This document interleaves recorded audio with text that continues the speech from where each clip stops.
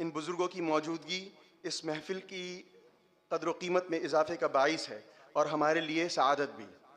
ہمیں چاہیے کہ ان بابرکت مجلس سے زیادہ استفادہ کریں اور ان کے علمی و فکری فیضان سے اپنے قلوب کو منور کریں۔ بلا کسی تاخیر میں اس وقت ہمارے درمیان ہم سب کے بڑے جماعت دیوبند کی نمائندہ شخصیت موجود ہے۔ جی ہاں، میری مراد جانشین شیخ الاسلام حضرت الاستاذ حضرت مولانا سید ارشد مدنی صاحب دامت برکاتہم، صدر جمعیت علماء ہند و صدر المدرسین دارالعلوم دیوبند ہیں۔ یہ ہم سب کے لیے بے حد سعادت، فرحت اور غیر معمولی خوشبختی کی بات ہے کہ حضرت والا اپنی پیرانہ سالی اور علالت اور ہمہ جہت مصروفیات کے باوجود اس نشست میں تشریف لائے اور اس مجلس کو مزید اعتبار بخشا۔ حضرت کی عنایات اور شفقت آمیز تعامل میرے لیے ہمیشہ باعث فخر اور موجب سعادت رہا ہے۔ میں اس کے لیے حضرت والا کا بے حد اور بے انتہا شکر گزار ہوں۔ اب میں نہایت ادب و احترام کے ساتھ بلا کسی تاخیر حضرت الاستاذ سے مؤدبانہ درخواست کرتا ہوں کہ اپنے مبارک ارشادات اور حکیمانہ کلمات سے اس نشست کو مزید اعتبار بخشیں۔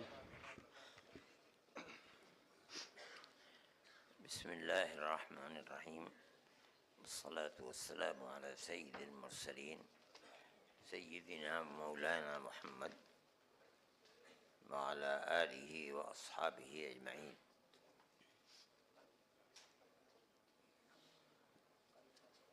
عزیز محترم مولانا شکیب صاحب، ان کے والد بزرگوار مولانا سفیان صاحب اور تمام علماء کرام، ہندوستان کی مقتدر شخصیتیں اس سیمینار کے اندر اپنے خیالات کو پیش کرنے کے لیے تشریف فرما ہیں۔ میں ان سب کا شکریہ ادا کرتا ہوں اور دعا کرتا ہوں کہ اللہ تعالی اس سیمینار کو کامیاب فرمائے اور حضرت شاہ صاحب رحمۃ اللہ علیہ کی عظیم شخصیت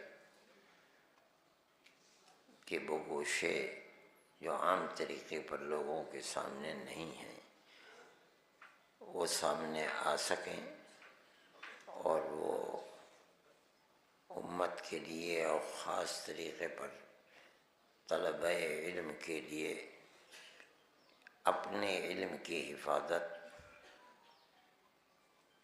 کے لیے بہتر راستہ مہیا کر سکیں۔ میرا جی چاہتا تھا کہ میں حضرت شاہ صاحب کے سلسلے میں جو کچھ میں نے اپنے اساتذہ سے سنا اس زمانے کے اندر میں اس کو پیش کرتا، لیکن عجیب میرے ساتھ آج واقعہ ہوا کہ میں صبح اٹھا تو میری شوگر کم ہو گئی، صرف 39 میں گئی اور میں تر بتر ہو گیا پسینے سے اور انتہائی کمزوری، اس کا میں ابھی تک شکار ہوں۔ کچھ بولنا اور کہنا یہ میرے لیے بڑا مشکل ہے۔ میں نے کہا تھا عزیزم شکیب سے کہ بھئی مجھے چھوڑ دو، میں نیچے آ گیا تمہاری وجہ سے، مگر عزیز محترم نے مجھ سے کہا کہ نہیں چلو 2 منٹ کے لیے چلو۔ میں حاضر ہو گیا۔ میں یہاں بیٹھتا اور بیٹھ کر خود اپنے علم کے اندر استفادہ کرتا ان سے، آپ حضرات کی معلومات سے، لیکن میں بالکل اس حال میں نہیں ہوں ابھی تک کہ میں کوئی بات کہہ سکوں۔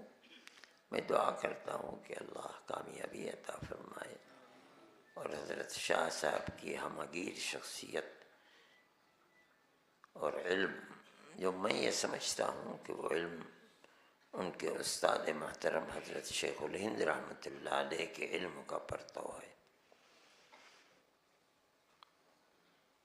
اس کے اوپر آپ حضرات نظر ڈالیں گے میں نے مولانا اپنے استاد محترم حضرت مولانا انظر شاہ صاحب سے میں نے یہ سنا تھا کہ وہ یہ فرماتے تھے کہ والد محترم دارالعلوم دیوبند کے سلسلے میں کچھ نہیں جانتے تھے، علم کی طلب تھی، وہ آئے تھے فرنگی محل جانے کے لیے، لیکن وہ لکھنؤ پہنچے یا نہیں پہنچے، پتہ چلا کہ علم کا خزانہ ختم ہو گیا، انتقال ہو گیا مولانا فرنگی محلی کا۔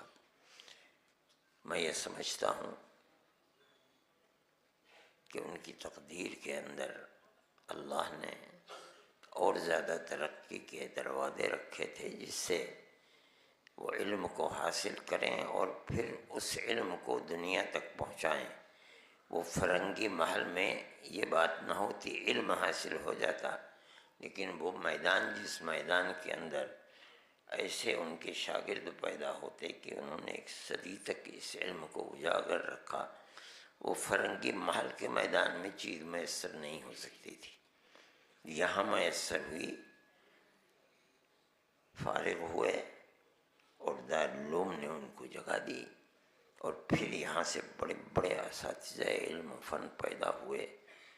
حضرت شاہ صاحب کو اللہ نے علم عطا فرمایا تھا۔ میں نے اپنے اساتذہ سے سنا ہے، فرمایا کرتے تھے کبھی کبھی کہ اس دنیا میں اللہ نے ایسے ایسے لوگ پیدا فرمائے ہیں کہ جن کو 70 علوم کے اندر مہارت ہے، اور وہ اشارہ اپنی ذات کی طرف کیا کرتے تھے۔ یہ چیز بڑی عجیب و غریب چیز ہے، اور ظاہر ہے کہ انہوں نے اپنے اسی علم کو اور خاص طریقے پر علم حدیث کو دنیا کے سامنے پیش کیا، اور اس کے بقایات ابھی تک موجود ہیں، اور دنیا ہر علم حدیث کو پڑھانے والا اس سے استفادہ کر رہا ہے۔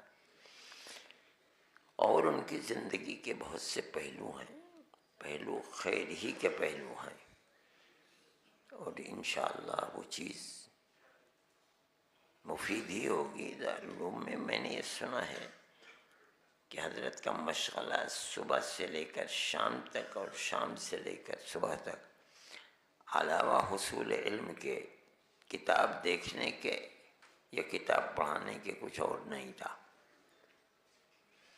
اپنے ہاتھ کے اوپر آستینوں کو سمیٹ کر اور اس طرح بیٹھ جایا کرتے تھے، اور سامنے کتاب۔ خدا نے عجیب لیاقت عطا فرمائی تھی، میں نے ان کے شاگردوں سے سنا کہ بس کتاب پر چمٹے رہتے تھے اسی طرح سے، اور خدا نے قوت حافظہ عطا فرمائی تھی کہ وہ چیز پوری محفوظ ہو جایا کرتی تھی۔ میں اس کی تصدیق نہیں کر سکا ہوں، لیکن مجھ سے بعض اساتذہ نے یہ فرمایا کہ حضرت شیخ الہند رحمۃ اللہ علیہ نے جس سال بخاری پڑھائی اور شاہ صاحب تھے، میں مصدق بات نہیں کہہ سکتا ہوں، لیکن میں نے استاد ہی سے سنا کہ حضرت شیخ الہند رحمۃ اللہ علیہ نے بخاری جس مدت میں پڑھاتے تھے اس سے زیادہ مدت میں پڑھائی۔ انہوں نے یہ فرمایا کہ میں روزانہ بخاری کی شروح کو دیکھ کر کے ان کو حفظ کر لیتا ہوں، اس لیے سبق اتنا پڑھائیں جس کو میں محفوظ کر سکوں۔ حضرت شیخ الہند رحمۃ اللہ علیہ اسی طریقے پر سبق دیا کرتے تھے، اگرچہ وقت اس سال بخاری کا زیادہ لگ گیا۔ استاد یہ سمجھتا تھا کہ یہ میرا شاگرد کس مرتبے کا شاگرد ہے، اور اس کو علم کی کتنی طلب ہے، وہ اس علم کو برابر حاصل کرنے کے لیے اس طریقے پر ہے۔ جب حضرت فارغ ہو گئے کچھ دنوں کے بعد، مشغلہ تو صرف علم کا تھا، اور یہ حضرت کا وطن بھی نہیں تھا، مولانا حبیب الرحمن صاحب کو یہ خیال ہوا کہ اب یہ شادی کے لیے چلے جائیں گے یہاں سے کشمیر، اور حضرت یہ نہیں چاہتے تھے کہ اگر کشمیر چلے گئے تو پھر آنا مشکل ہے، اس لیے بہت سمجھدار آدمی تھے مولانا حبیب الرحمن صاحب، بہت دبلے پتلے۔ میں نے اپنے اساتذہ سنا ہے، فرمایا کرتے تھے کہ سر سے انگوٹھے تک عقل ہی عقل تھی اس شخص کے اندر۔ انہوں نے ایسے ماحول کو پیدا کیا کہ شادی یہاں کر دی جائے، ان کی اور شادی کر دی۔ بس پھر شاہ صاحب یہیں کے رہ گئے آخر تک، پھر جا نہیں سکے یہاں سے۔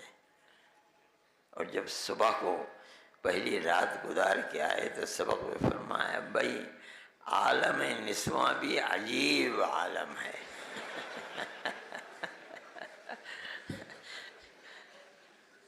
اللہ ان کے قبر کو نور سے بھر دے اور ان کے اساتذہ کے ساتھ میدان محشر میں ان کو رکھے، اور ہمیں ان کے نقش قدم پر چلنے کی توفیق عطا فرمائے۔